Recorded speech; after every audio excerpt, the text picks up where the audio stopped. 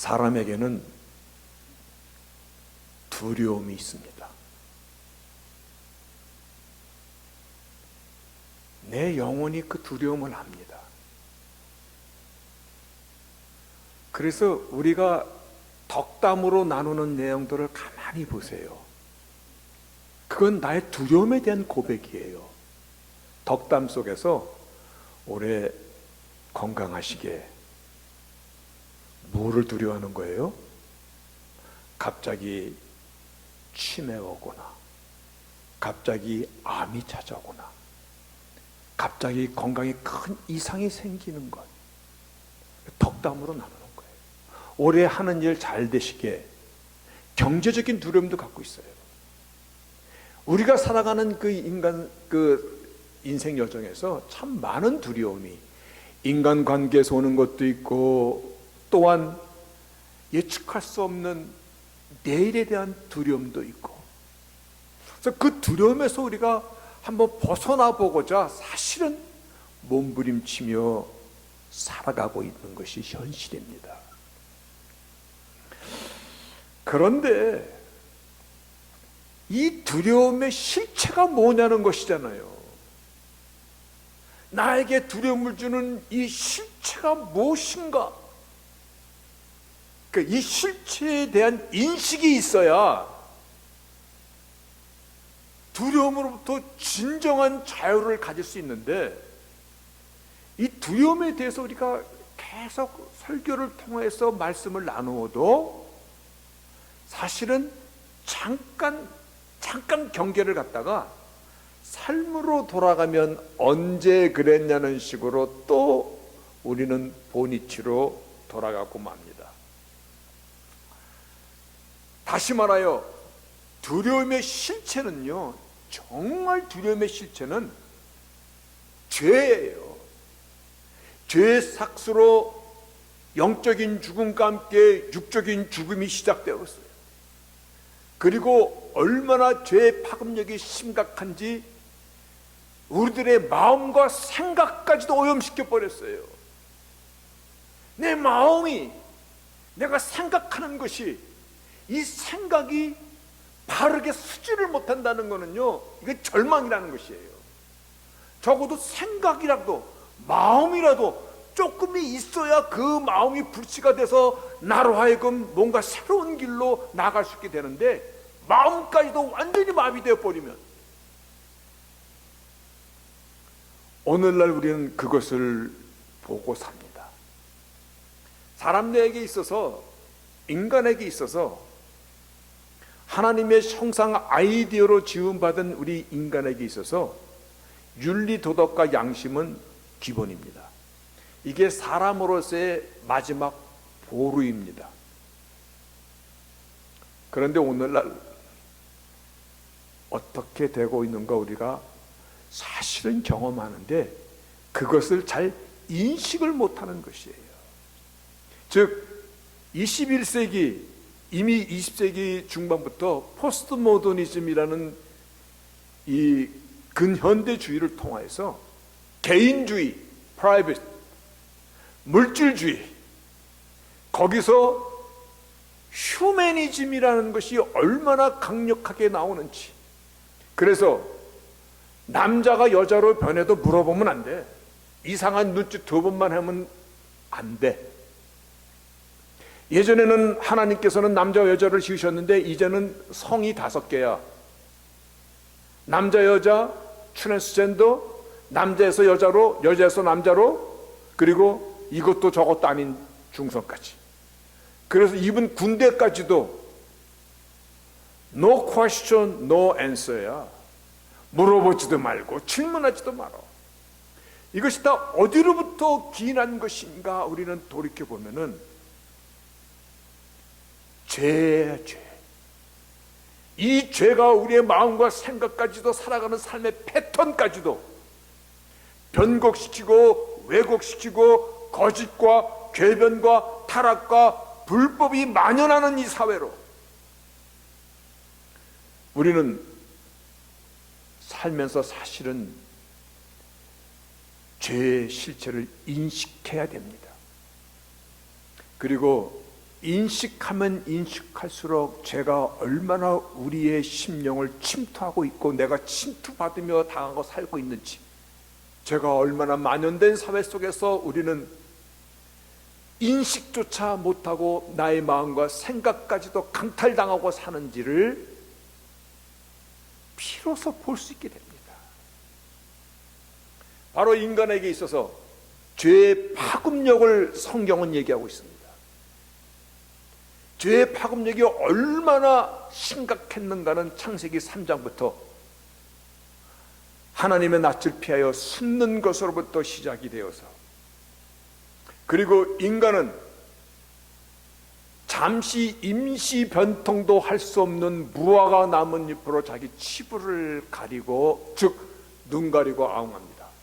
다 드러나는 것인데 그 죄의 파급력 앞에 하나님께서 창세기 3장 15절에 여인의 후손이라는 메시아를 약속해 주시고 가죽옷으로 그들을 입혀 치부를 가려 주십니다. 여러분, 하나님의 역사는 구속의 역사입니다. 이 성경 66권이 무엇을 말하는가 적어도 한 번은 좀 이해하고 살아야 될 거 아닙니까? 그런데 오늘 말씀을 잘 정리해서 붙잡으면 성경의 전체에 대한 것이 드러나게 되어 있습니다. 그래서 창세기 in the beginning입니다. 모든 것의 본질과 근본을 말씀하시는 것이기 때문에 그러합니다. 지난주에 아벨의 제물을 통하여서 대속의 어린 양이라는 파이어큘라, 속죄로 우리를 구원하실 것임을 우리가 말씀으로 나눴습니다. 오늘 거기서 이어서 창세기 4장, 5장, 6장, 7장, 8장, 9장, 10장, 11장까지, 이게 죄가 얼마나 빠르게 전파되고 세상을 오염시키는가, 사람들의 마음속을 얼마나 이 죄가 빠르게 점령하여 나가는가. 창세기 5장에는요, 하나님의 아들들이 사람들의 딸과 결혼하였더라. 이거는 영적으로 무너져감을 얘기하고 있는 것이에요. 죄의 파급력의 그 시작이 가인이 아우를 죽이고서도 내가 뭘 잘못했느냐고 그러고 하나님 앞에 오히려 뻔뻔하게 나갑니다. 노아의 홍수로 세상의 이 모든 이 죄악을 씻었음에도 불구하고 얼마 되지 않아 인간은 바벨탑을 또 쌓습니다. 보다 조직적으로 하나님을 대적하는 장면이 나옵니다.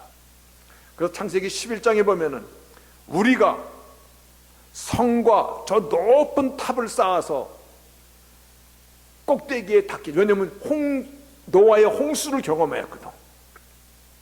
그래서 우리 이름을 내고 더 이상 하나님의 심판을 받지 말자, 그거예요. 바벨탑 사건이. 하나님의 심판을 무력화하자, 조직적으로 도전하는 단계까지 이릅니다. 다시 말하여 창세기는 천지 만물을 창조하시고 죄가 들어오고 또한 하나님의 구원의 약속이 시작되는 창세기 1, 2, 3장에서 4장부터는 죄가 얼마나 빠르게 인간 속에서 인간의 모든 시스템을 무너뜨려 가는가를 4, 5, 6, 7, 8, 9, 10, 11장에서 보여주고 있습니다. 그런데 오늘 본문은 조금 이상합니다. 왜 이상한 줄 아세요? 하나님의 그 역사가 한 패밀리 라인, 데라라는 그 사람의 가문으로 초점이 맞춰집니다. 여러분, 우주 만물을 창조하시고 온 세상에 심판하시는 그 하나님께서, 그 역사를 이루어 가시던 하나님께서 갑자기 창세기 11장 27절에 데라의 자손은 하고 한 패밀리로 초점이 맞춰집니다. 그래서 성경을 창세기를 이해할 때 이렇게 두 권으로 이해를 합니다. 이거는 유명한 티올로지안 신학자들이 쓴 책인데 창세기 1장부터 11장까지가 원 파트입니다. 창세기 12장부터 마지막 50장까지는 세컨드 챕터입니다. 다시 말하여 하나님의 패턴이 이제 바뀌어간다는 것입니다. 오늘 본문의 11장은 하나님의 패턴이 바뀌어가는 요 징검다리입니다. 베라의 자손은 하고서 한 인물로 초점이 맞춰지는데 오늘 창세기 12장 말 그대로 이 책의 제목은 The Message of Genesis Chapter 12 to 50. 오늘 이 마지막 장까지 창세기 마지막 장까지의 이 메시지를 오늘 시작하고 있는 것인데 말씀의 제목이 천하 만민이 너의 씨로 인하여 복을 받을 것입니다. 아브라함이 하나님의 이 약속을 받았을 때 아마 굉장히 기뻤을 거예요. 와, 하나님께서 나로 하여금 대를 이을 씨를 주신다는 것인가? 아니면 약속하신 메시아를 나의 씨를 통해서 주신다는 것인가? 아마 여러 가지로 기뻐했을 것입니다. 그런데 아브라함에게 자식이 생기지 않았습니다. 당연히 의심이 들죠. 그래서 창세기 15장에 보면요, 하나님 나에게 씨를 주신다고 약속하셨는데 이게 뭡니까? 말씀하신 그 상속자는 어디 있습니까? 그래서 다메섹의 엘리에셀입니까? 즉 자기 집에서 길리는 종 중에 젊은 하나 똑똑한 제입니까? 하나님께서 이렇게 말씀하십니다. 아니야, 내가 너에게 하나님 말씀하시기를 다메섹의 엘리에셀은 너의 후사가 아니라 내 몸에서 날 자가 너의 후사가 되리라, 너 아들이 되리라. 거기서도 아마 아브라함은 좋았을 것입니다. 그런데 아무 소식이 없어. 결국은 아브라함의 아내 사라가 자기의 몸종을 첩으로 줍니다. 여러분 한번 생각해 보세요. 여자가 자기 남편에게 다른 여인을 첩으로 준다는 거 어떻게 생각하세요? 네, 그럴 수 있지, 그렇게 생각합니까? 아니에요. 이건 피눈물이에요. 아주 갈급함과 절망에서 몸부림치는 사건이에요. 하나님께서 약속하신 씨가 있는데 씨가 왜 안 생깁니까? 그런데 놀랍게도 하갈을 통해서 아들을 낳습니다.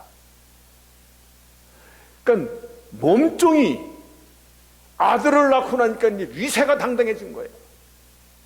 오히려 본 부인을 엄청 핍박합니다.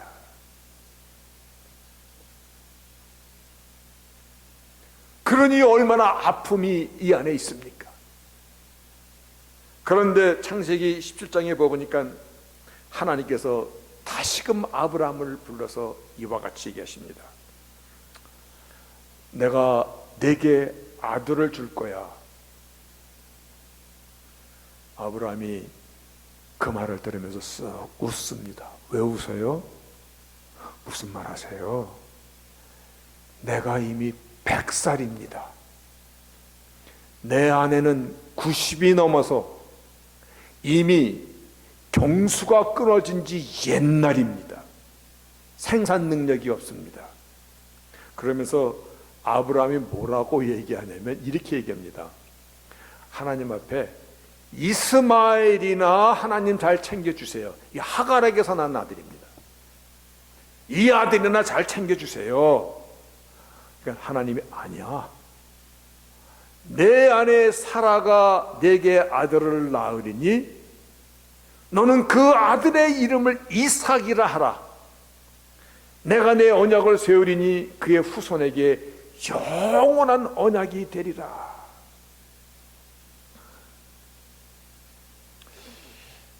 이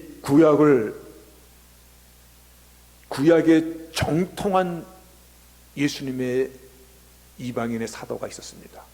그 이름 사도 바울. 그는 구약의 정통한 바리새인 중에 바리새인이고 가말리아 학파의 수제자였던 사도 바울. 그는 이름하여 오늘날 메스터 띠올로지안이에요. 이 구약에 정통했던 이 사도 바울이 예수님을 만난 다음에 예수의 사도가 됐었어. 그리고 그가 바로 오늘의 이 본문을 갈라디아에서 설명하기를 이렇게 설명합니다. 아브라함에게 두 아들이 있으니 하나는 계집종에서 하나는 자유하는 여자에게서 났도다. 계집종에게는 육체를 따라, 즉 세상적인 관습과 세상적인 인간적인 생각으로 난 자손이고, 자유하는 여자에게, 즉 사라에게서는 약속으로, 어떤 약속? 그의 후손에게, 하나님 말씀하신 그의 후손에게 영원한 언약이 되리라. 이 약속을 따라 났도다. 오늘 이 약속의 자손에 대해서 지금 하나님께서 말씀하신, 아브라함에게 말씀하신 천하 만민이 너의 씨로 인하여 복을 받을 것이라는 이 의미를 깨닫기 위해서 지금 본문 말씀을 나누고 있는 것이거든요. 여기서 계속해서 이와 같이 말씀하십니다. 이 약속들은 너와 후손에게 영원한 언약이 되리라 말씀하신 이 약속은 어떤 것이냐면, 여럿을 가리켜 그 자손이라 하지 아니하시고 오직 하나를 가리켜 내 자손이라 하였으니 곧 그리스도시라. 지금 이 아브라함의 천하 만민이 내 씨로 인하여 복을 받을 것이라는 이 천하 만민의 내 씨의 약속은 예수 그리스도에 대한 약속이에요. 그래서 구약의 여인들이 아들을 낳기 위하여 몸부림을 칩니다. 대표적인 사건이 창세기 37장에 다말이라는 여인이 나옵니다. 그의 남편이 유다의 장자인 엘이라는 남자였어요. 근데 그 남자가 먼저 죽었어. 그랬더니 자기 죽은 남편의 동생인 오난에게 다시금 결혼을 시킵니다. 그게 무슨 제도냐면 그것이 수혼제도라는 것입니다. 이 제도가 이스라엘의 구약에 있었던 것은 혹시 내 씨에서 하나님이 약속하신 메시아가 나올까라는 그 열망을 말씀하는 거거든요. 근데 오난도 그 당시의 제도가 이렇게 됐습니다. 죽은 형의 아우와 결혼해서 아들을 낳으면 자기 장자가 되는 것이 아니라 죽은 형의 장자가 되는 것입니다. 두 번째 낳는 아들이 오난, 즉 그 동생의 장자가 되는 것입니다. 그런데 오난도 죽었어. 유다가 생각하니까, 시아버지가 생각할 때 아들 3명인데 2명이 죽었네. 근데 막내 아들 셀이 있었습니다. 이 막내 아들을 주기에 아주 찝찝한 거야. 이 막내들도 죽으면 어떡하지? 그래서 며느리 보고, 이 아들이 아직 어리니 너는 친정집에 갔다 좀 있다 와라. 친정집에서 이제나 전에나 부를까 아무리 기다려도 시아버지가 자기를 부르질 않아. 들리는 소문이 시아버지 유다 지파에서 예수님 나오십니다. 약속의 씨가 나오십니다. 시아버지 유다가 막내 아들 셀을 위해서 혼처를 구한다는 소식이 들려오는 것이야. 아, 내가 버림받았구나. 그래서 이 며느리 다말이 변장을 하고 시아버지가 있는 그 텐트에 창녀처럼 위장해서 들어가 시아버지의 씨를 받습니다. 이게 뭡니까? 여러분, 한나라는 여인이 성경에 나옵니다. 그도 아들이 없어서 눈물로 기도합니다. 그때 하나님께서 주신 아들이 사무엘입니다. 어쩌면 내 태 속에서 하나님이 약속한 이 씨가 낳을 것에 대한 이 약속을 믿고, 그래서 성경은 다말이 시아버지 유다보다 더 의롭도다라고 설명하고, 우리가 신약 성경에 들어가면 누가 누굴 낳고 쭉 낳은 것을 얘기할 때 다말이라는 이 여인이 예수님의 족보에 당당히 올라갑니다. 여기까지 이해하는 것이 굉장히 중요한 것이에요. 이 사실을 이해하지 못하면 성경의 길이 열리지 않게 돼 있어요. 그래서 마가복음 1장 1절에 First Gospel입니다. 복음서에 뭐라고 써있냐면 하나님의 아들 예수 그리스도 복음의 시작이라. 여기서 The beginning of the gospel, 이 beginning이라는 것은 이것이 복음의 본질이다, 그 의미예요. Beginning of the gospel of Jesus Christ. 그분은 Son of God, 하나님의 아들이시도다. 왜 예수 믿지 않으면 구원받지 못합니까? 왜 예수만이 구원자이십니까? 왜 예수만이 죄의 문제를 해결할 수 있는 메시아입니까? 라는 모든 답과 모든 질문이 오늘 이 본문에서 나오고 있는 것입니다. 그래서 사도행전 4장 12절에 보면 너희들이 죽인 이 예수 그리스도 하나님께서 이분을 다시 살리셨느니라. 그러시면서 너희가 버린 이 돌이 모퉁이 돌이 되어 구원의 기초가 되었도다. 다른 이름으로는 구원을 얻을 이름이 없나니 천하 만민에게 구원을 얻을 만한 다른 이름을 우리에게 주신 일이 없음이니라. 오늘 본문의 제목이 다시 한번 천하 만민이 너로 말미암아 복을 얻으리라. 그래서 우리가 예수 믿는 것입니다. 그런데 여기서 한 번 더 그렇게 생각할 게 있습니다. 우리가 그토록 목말라 하는 복은 어떤 것입니까? 잘 먹고 잘 살고 떵떵거리고 살다가 가는 것입니까? 그래서 9988하고 죽을 때도 웰다잉하는 것이 복입니까? 근데 이 복에 대한 말씀을 하십니다. 하나님께서 말씀하시는 참된 blessing은요, 우리가 생각하는 것과 조금 거리가 멉니다. 그러면 어떤 것이 맞을까? 내가 생각하는 복이 맞을까? 하나님이 말씀하시는 복이 맞을까? 어떤 복이 맞는 거예요? 대답하기 곤란한가 본데, 나는 뭐니 그래도요 돈밤 속에 깔려 죽으면 죽었지, 그렇게 생각하십니까? 오늘 천하 만민이 너로 인하여 복을 받을 것이라. 다시 말하 이 천하 만민이 너의 씨로, 너의 씨는 오늘 예수 그리스도를 말씀하시는 것이잖아요. 이것은 하나님의 영원한 약속이에요. 변할 수 없는 것이에요. 진짜 복은요, 예수 믿는 게 가장 큰 복입니다.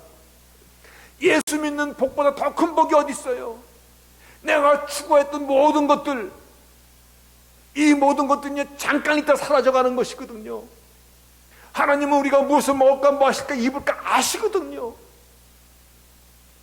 인생이 70이요 강건하면 80이라 100세까지 산다 그래도 아무것도 안 갖고 그냥 들어가는 것이잖아요. 그 뒤에는 하나님의 심판 앞에 서는 것이잖아요.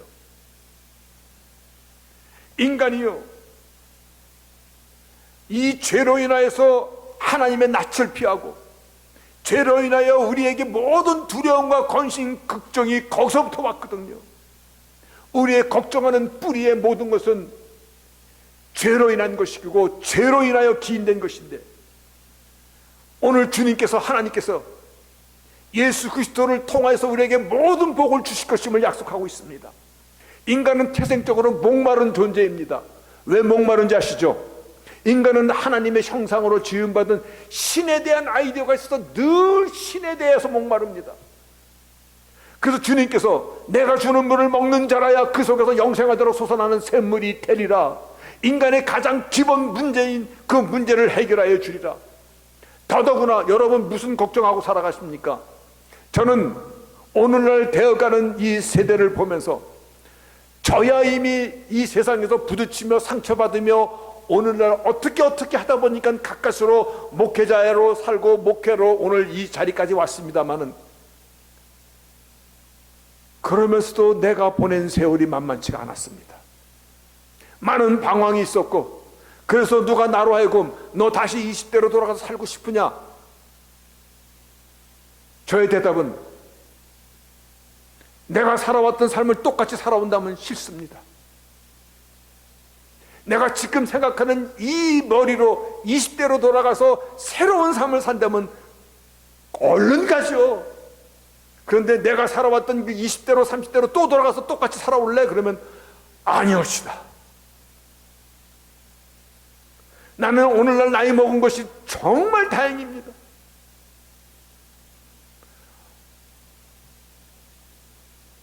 얼마 전에 어린 손주들을 보면서 그들과 같이 며칠을 보내면서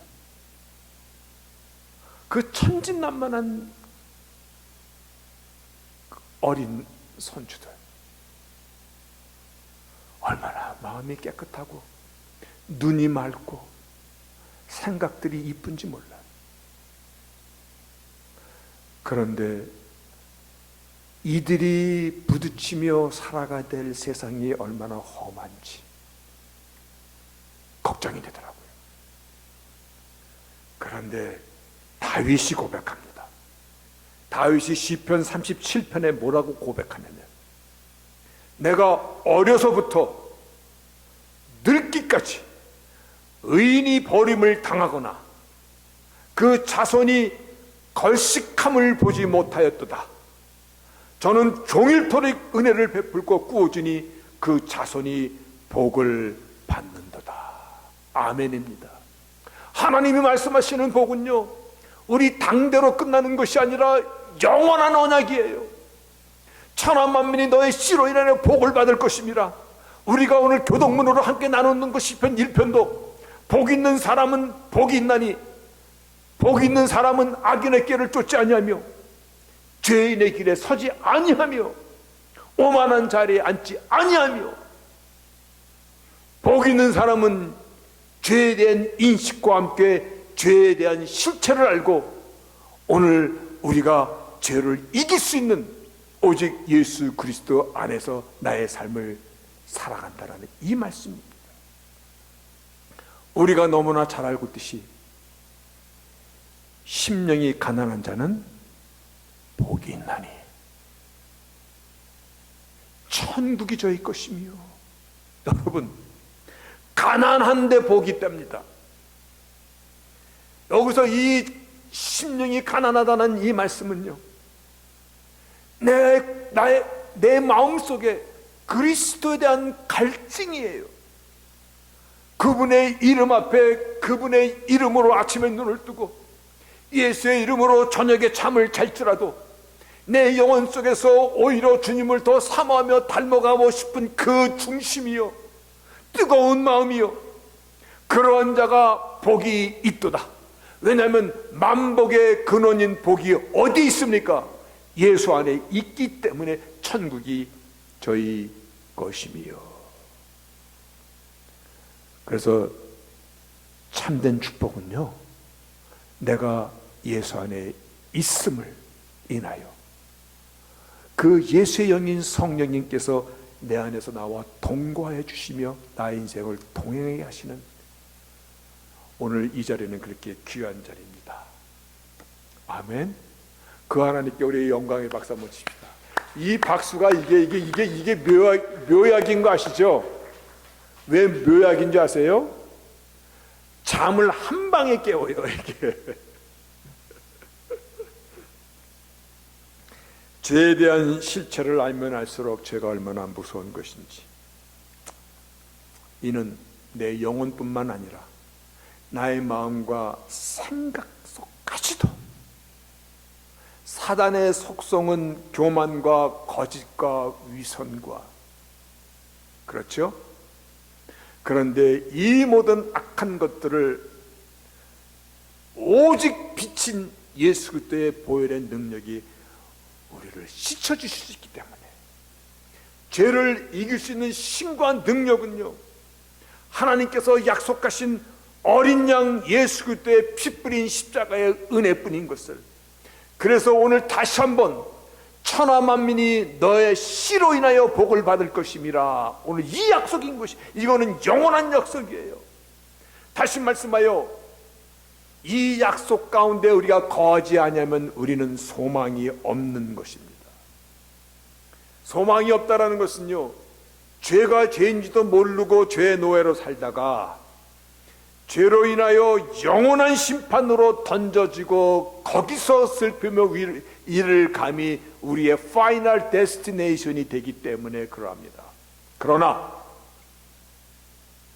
천하 만민이 내 씨로 인하여 복을 받을 것이라는 그 예수의 이름은요, 그 자체가 능력이며 또한 우리를 구원자의 이름이신 것을, 하나님의 긍휼과 자비와 사랑이 그 이름을 통하여 피뿌림의 역사를 통하여 우리를 구원하시는 하나님의 구원의 계획이기 때문에,